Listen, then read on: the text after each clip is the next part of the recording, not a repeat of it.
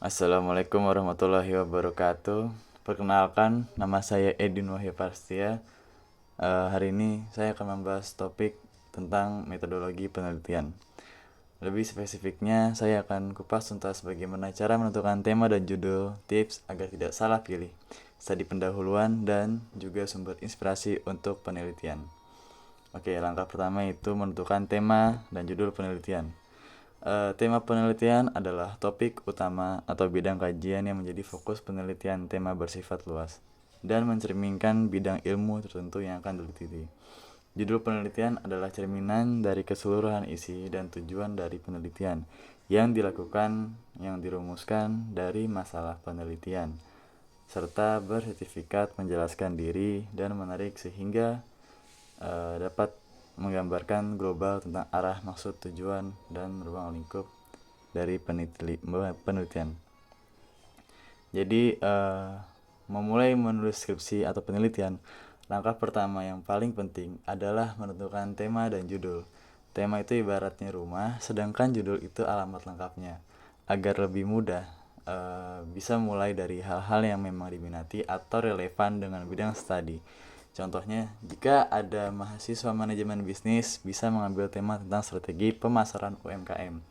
Dari situ, bisa persempit menjadi judul seperti analisis strategi digital marketing pada UMKM kuliner di Jakarta. Judul yang lebih spesifik dan mudah dieksekusi adalah contoh lain.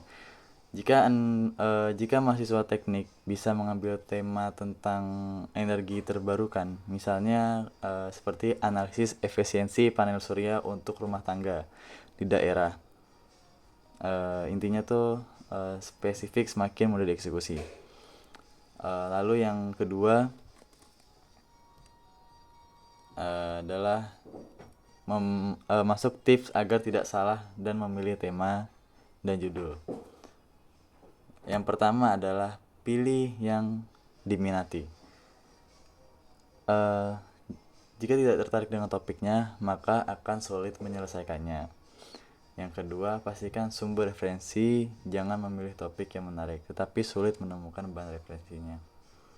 Yang ketiga adalah relevan dengan program studi.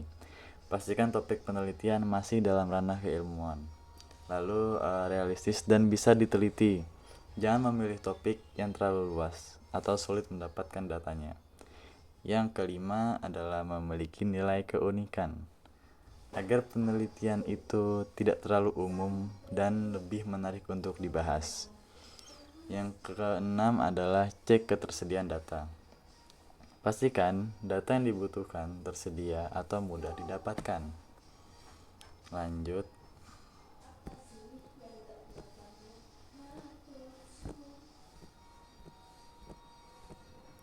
Oke. Seperti yang saya bilang tadi, tips memilih tema dan judul penelitian di sini sama. Pilih tema yang sesuai dengan minat atau keahlian. Pastikan temanya relevan, pastikan ketersediaan sumber dan data, dan pilih masalah yang aktual dan relevan.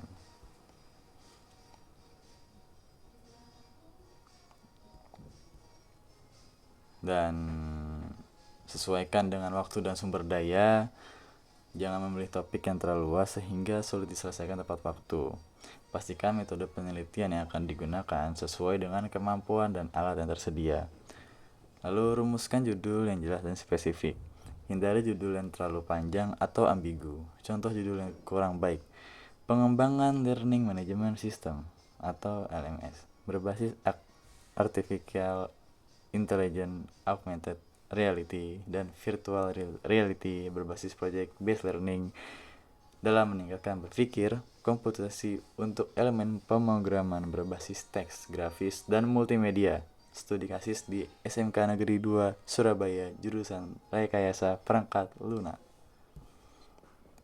Seperti itu. Dan konsultasilah dengan dosen pembimbing. Dapat masukan dari dosen pembimbing atau pakar di bidang terkait. Diskusi sangat-sangat membantu mempertajam fokus penelitian dan menghindari kesalahan di awal pengerjaan. Nah, bagaimana untuk memulainya? Lakukan studi pendahuluan. Jadi di sini studi pendahuluan itu sangat penting dan agar tidak membuang waktu untuk penelitian yang ternyata kurang relevan atau sudah terlalu banyak dibahas. Inspirasi bisa datang dari berbagai sumber berikut. Yang pertama adalah jurnal ilmiah dan skripsi senior. Ya, di sini banyak penelitian menarik yang bisa dijadikan acuan. Terkadang kita menambah untuk jurnal, terkadang kita membuat baru. Yang kedua di sini berita dan tren sosial. Cek isu-isu terkini yang sudah berkembang atau memang yang sudah lagi sering banget dibahas. Dan di sini ada pengalaman pribadi atau observasi. Di sini adalah masalah di sekitar. Kita bisa menjadi topik penelitian yang menarik. Dan diskusi dengan dosen atau teman. Brainstorming bersama seringkali menghasilkan ide-ide segar. Lalu yang terakhir ada media sosial dan forum akademik.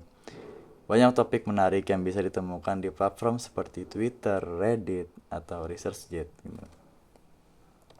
Oke, di sini tertulis pendahuluan merupakan langkah kedua dalam melakukan penelitian setelah memperoleh suatu masalah untuk diteliti sebelum mengadakan penelitian sesungguhnya.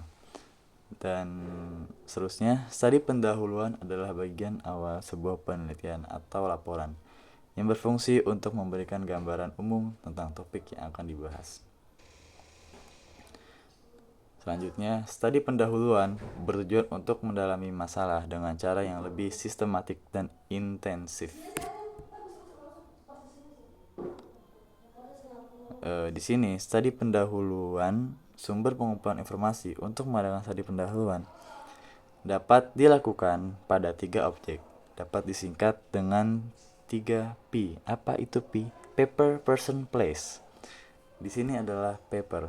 Paper yaitu dokumen, buku-buku, majalah, atau bahkan tertulis lainnya. Baik berupa teori, laporan penelitian, atau penemuan sebelumnya, atau findings. Studi ini juga disebut kepustakaan atau literatur studi. Yang kedua adalah person, bertemu, bertanya, dan konsultasi dengan para ahli atau para narasumbernya. 3. Place, yang atau disebut tempat lokasi atau benda-benda yang terdapat di tempat penelitian seseorang yang berhasrat besar untuk mengadakan penelitian di daerah pedalaman, mungkin mengurungkan niat setelah mengadakan penelitian pendahuluan karena ternyata daerah yang akan dikunjungi terlalu sulit untuk dicapai sehingga tidak akan seimbang antara biaya yang dikeluarkan dengan hasil yang akan dicapai. Amati, tiru, modifikasi. Di sini membahas hal yang boleh dan tidak boleh dilakukan dalam menentukan tema dan judul.